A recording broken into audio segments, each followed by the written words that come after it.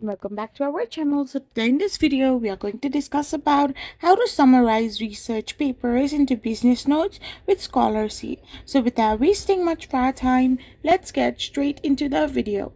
So first of all, you need to go and log in into your Scholarky account. So once you're in your ScholarKi, you need to simply tap open. You can simply tap it open. Now you can simply upload your paper. Input methods are given on your screen. You can even open access URL from Zotero or simply drop a file or click to upload. Once you have done this, you can understand the structured summary.